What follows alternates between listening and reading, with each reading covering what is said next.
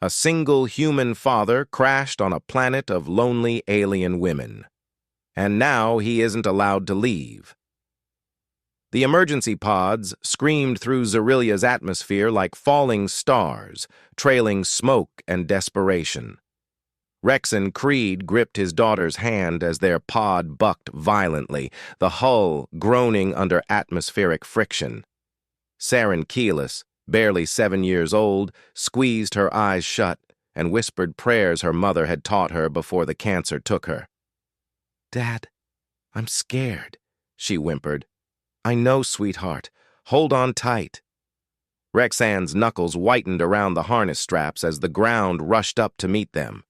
The impact shattered 3 of the pod's stabilizers and knocked both occupants unconscious. When Rexan finally opened his eyes, purple sunlight filtered through the cracked viewport. His first thought was of Saren. She was breathing, thank God, alive and relatively unharmed save for a few bruises. His second thought was about the dozen pairs of luminescent eyes staring at them through the broken hull. The Xerilians were humanoid, but distinctly alien. Their skin shimmered with an opalescent quality that shifted between lavender and deep violet. Elegant antennae curved gracefully from their temples, and their movements carried an almost liquid grace.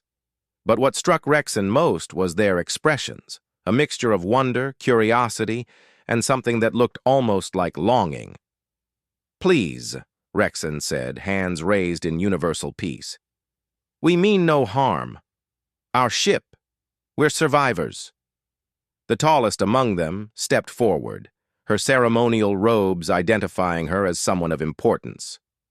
"I am High Matron Velisara," she said in surprisingly fluent standard.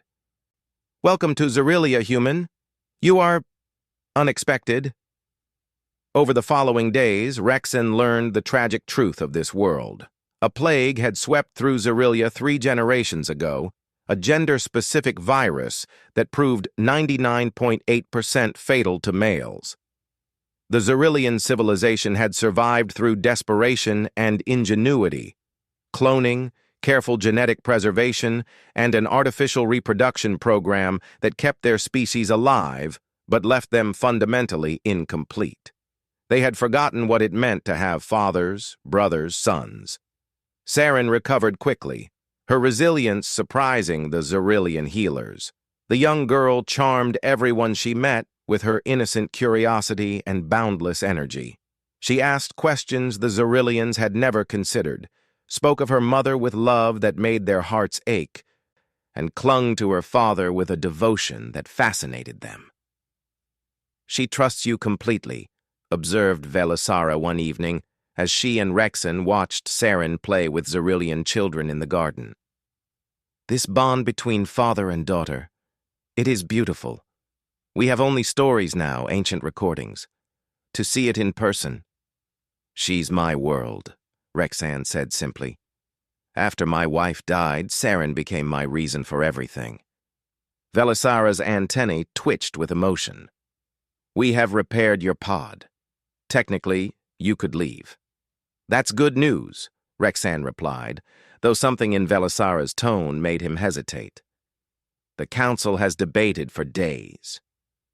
Velisara turned to face him, her opalescent skin rippling with anxiety. "Rexon Creed, you are the first male of any species to set foot on Xerilia in 70 years. You are living proof that partnership, that balance, still exists in the universe. Your presence has awakened something in us we thought lost forever." "I don't understand." "We want to ask you to stay, not as a prisoner, but as a teacher, a reminder. You embody something precious, the capacity to nurture, to protect, to love unconditionally in a way our society has forgotten. The way you care for Saren, the patience you show, the gentleness combined with strength." Velisara's voice cracked. "We need to remember this exists." Rexan felt the weight of her words. "And if I refuse? We will not force you, but I will confess the council has made your departure complicated. Additional repairs are needed. Fuel calculations require verification. bureaucratic delays that could stretch for months. Velisara looked ashamed but determined. We are desperate, Rexen. Not for breeding stock or genetic material. We solved those problems long ago. We are desperate for something far more intangible. Hope, balance, the memory of what we lost.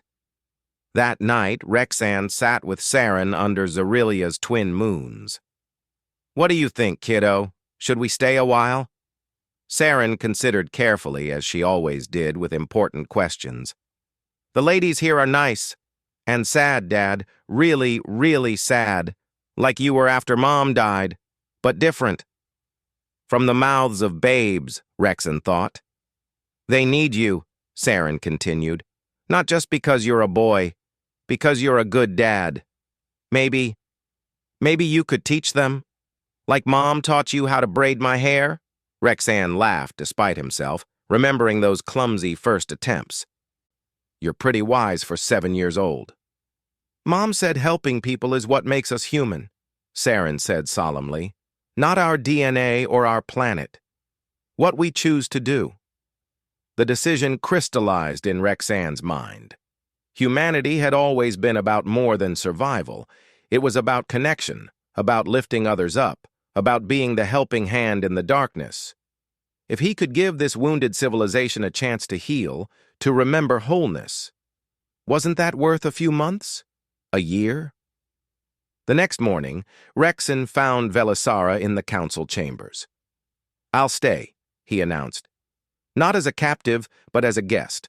I'll share what I know about partnership, about fatherhood, about the balance you've lost. But I need your word. When the time comes for us to leave, you'll let us go freely. Velisara's relief was palpable. You have my word. Thank you, Rexan creed. You cannot know what this means to us. As Rexan walked back through corridors, now feeling less alien and more like home, he realized something profound. Humanity's greatest strength had never been its weapons or its technology. It was its capacity for compassion, for choosing to stay when leaving would be easier, for seeing the pain in others and responding with open hands rather than clenched fists. Behind him, Zarilia's lonely daughters began to hope again, and in his arms, Saren smiled, knowing her father had made the human choice.